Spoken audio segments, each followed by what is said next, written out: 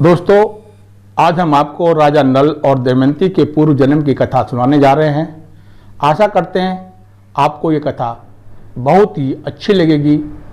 कथा को पूरी देखें, बीच में स्किप ना करें, नहीं तो आपको पूरी कथा का ज्ञान नहीं होगा और अधूरी आपको इसकी जानकारी मिलेगी। और हमारी वीडियो अगर आपको पसंद आए तो हमारे चैनल फौजी ऑलराउंडर को एक बार अवश्य सब्सक्राइब कर लें, घंटी वाले बटन को जरूर दबाएं, जिससे कि हमारी नई नई वीडियो सबसे पहले आपके पास पहुंचें। और वीडियो पसंद आने पर ज़्यादा से ज़्यादा लाइक करें, कमेंट्स करें और शेयर करें। तो दोस्तों, चलते हैं राजा नल और दमयंती के पूर्व जन्म की कथा की ओर।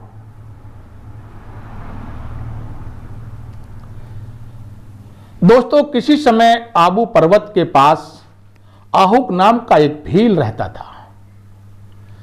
उसकी परम सुंदरी स्त्री का नाम आहुआ था। वह बड़ी पतिव्रता तथा धर्मशील थी। साधु संतों, ब्राह्मणों सबका जो है आदर भाव करती थी। दोनों ही पति पत्नी बड़े शिव भक्त तथा अतिथि सेवक थे।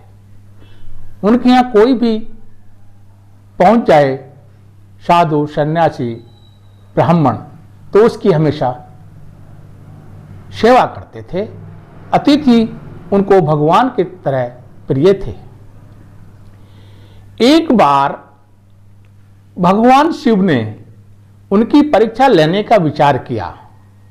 सोचा कि भाई आज इनकी हम परीक्षा लेते हैं।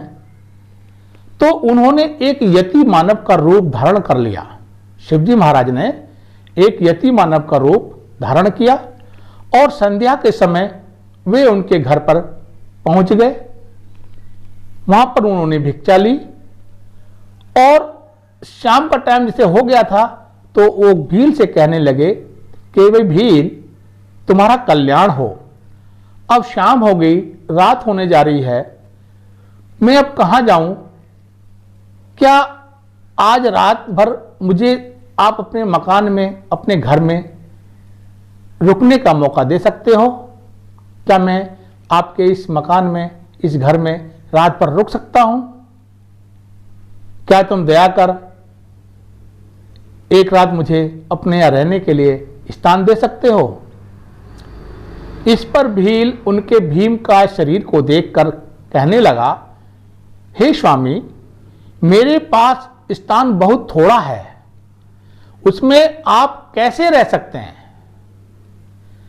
यह सुनकर निराश यति चलने को हुआ। तो जैसे वो चलने के लिए लगा तो भील की स्त्री ने अपने पति से कहा, स्वामी, यति को लौटाइए नहीं, तनिक गृहस्थ धर्म का विचार कीजिए, ऐसा उचित नहीं होगा। इसलिए आप दोनों तो घर के भीतर रुक जाइए और मैं रक्षा के लिए कुछ बड़े अस्त्र शस्त्रों को लेकर दरवाजे पर बैठी रह जाऊंगी। उस भील के मन में भी विचार आया कि बात यह ठीक ही कहती है, लेकिन इसको बाहर रखकर घर में मेरा रहना ठीक नहीं है, क्योंकि यह अबला है। अतः उसने यति तथा अपनी स्त्री को घर के भीतर रखा और स्वयं शस्त्र धारण कर बाहर बैठा रहा। दुर्भाग्य से भील दंपति की वह आखिरी रात थी। थोड़ी रात बीतने पर हिंसक पशुओं ने घर के बाहर बैठे उस भील पर भयानक आक्रमण कर दिया और उसको मार डाला। प्रातःकाल होने पर यति और उस भील की स्त्री बाहर आए तो भील को मरा हुआ देखा। यति इस पर बहुत दुखी हुए, पर उस भील की पत्नी ने अपने आंसुओं को छुपाते हुए उनसे कहा, महाराज, इससे दुखी मत होइए, ऐसी मृत्यु तो बड़े ही भाग्य से प्राप्त होती है। अब मैं भी इनके साथ सती होने जा रही हूं। इसमें तो हम दोनों का ही परम कल्याण होगा। ऐसा कहकर उसने अपने पति को चिता पर रखा और स्वयं भी वह उसी अग्नि में प्रविष्ट होने के लिए तैयार हो गई। भक्तजनों, इसी समय भगवान शंकर डमरू, त्रिशूल आदि अपने आयुधों के साथ वहां पर प्रकट हो गए। बोलो शिव जी महाराज की जय। उन्होंने बार बार उस भिलनी से वर मांगने को कहा, पर वह कुछ न बोलकर ध्यान मग्न हो गई। इस पर भगवान शिव ने उसे वरदान दिया कि तुम दोनों का साथ चिरस्थायी होगा। अगले जन्म में तुम्हारा पति निषद देश के राजा वीरसेन का पुत्र नल होगा और तुम्हारा जन्म विदर्भ देश के राजा भीमसेन की पुत्री दमयंती के रूप में होगा। यह यति भी वहां हंस के रूप में होगा और यही तुम दोनों का संयोग कराएगा।